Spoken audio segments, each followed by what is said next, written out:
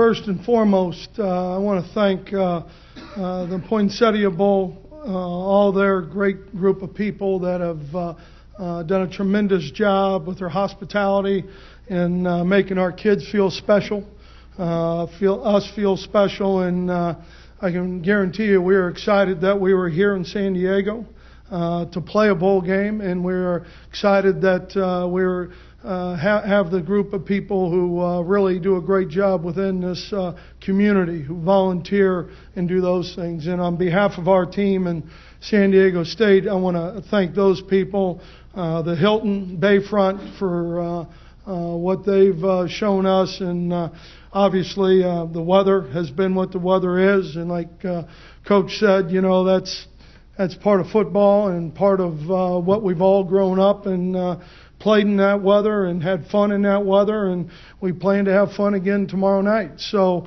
but on behalf of our team, we really appreciate it.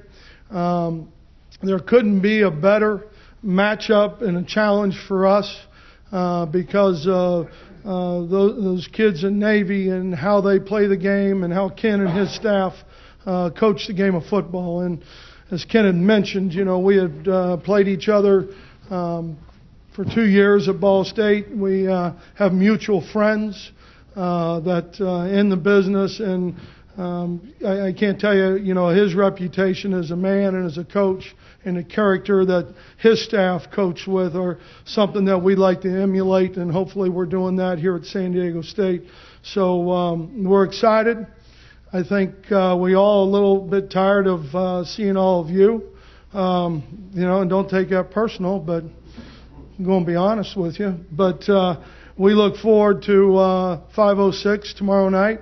We're excited. We get to play in front of a great crowd, and a crowd, I think, on both sides that are going to make the game and the atmosphere second to none. And being able to stay here in front of our Aztec Warrior Nation is going to be a lot of fun for us. Questions for Coach Hoke? You know, we've gone out every day but yesterday, and you know, we had a nice big ballroom. I think the Midway may be able to fit in it. I mean, as big as that place was, and I think we got a lot done, you know, and we don't necessarily ever walk through, so it wasn't really a walkthrough, but it was, you know, from a defensive perspective, our timing as far as execution of what we want to do against the triple and the midline and the veer and the counter and speed option and, you know, the toss and all that stuff, getting the ball outside is, you know, I think we had a really good an opportunity, and we got a lot done. I know from an offensive perspective, the ballroom is so big, we were throwing the ball and doing everything that we normally would do. And Al was very pleased with how they got things done and how their day went. So, you know, and to some degree, you know, and Ken and I were talking yesterday, our guys have been playing football since August. I mean, they've been hitting each other and doing the things that you do since August. So that at some point, you know, we, you know, need to back down. And I think we have a similar style in coaching that sometimes it's hard for us to back down because we always, you know, we got to make sure we're covering this. We got to do this, got to do this. And you're always trying to dot the I's and cross the T's and make sure the kids have seen everything. But at the end of the day, you know, I know that our kids will be ready. I know our kids are excited. And this is a little bit, Jim, as you know, unknown territory for our football team. And, you know, being the only show in town on ESPN and all those things. So it will be an exciting evening.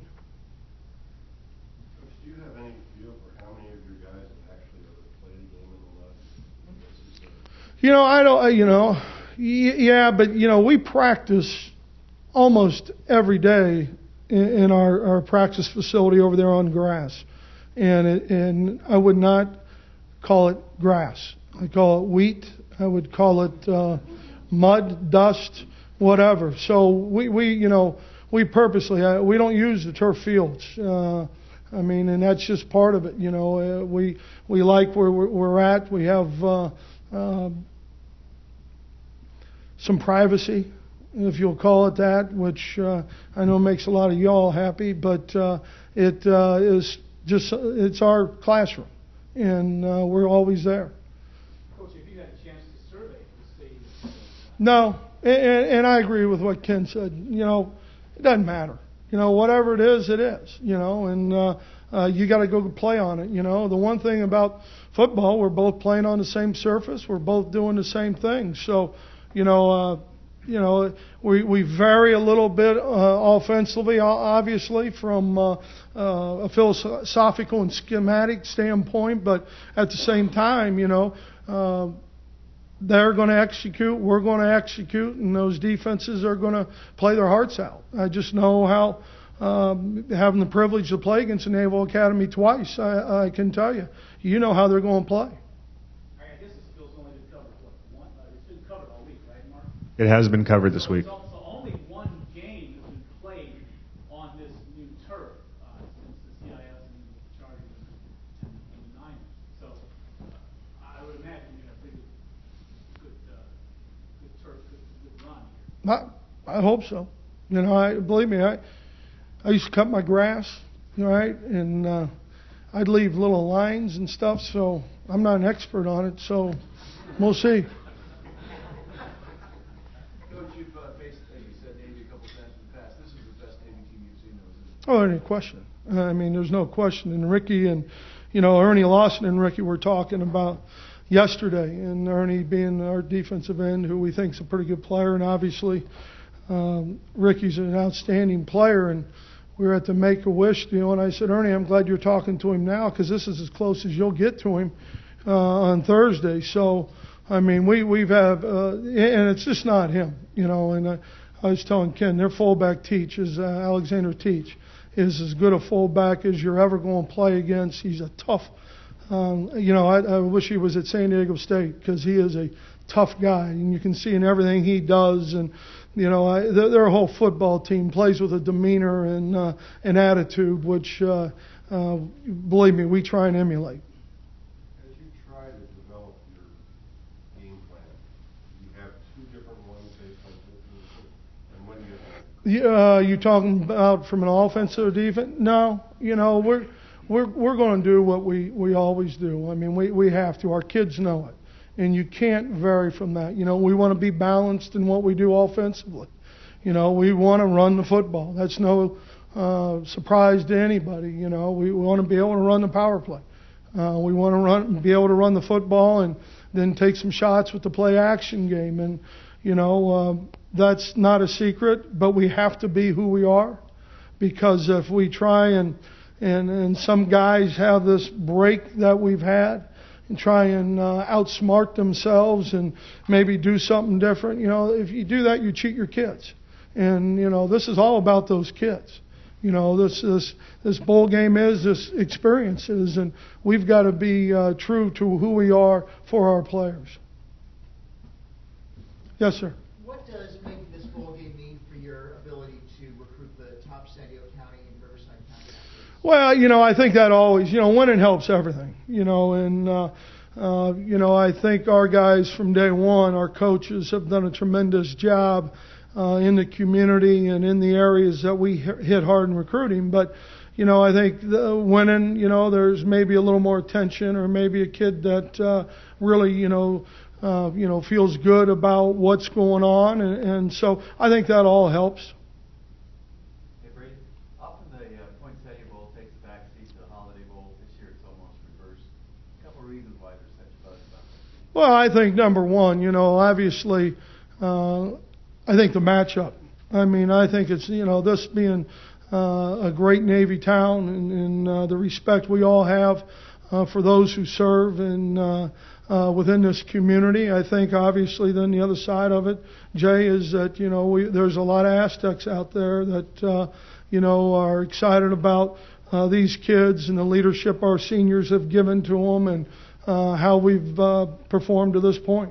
Any worry with, no bowl experience?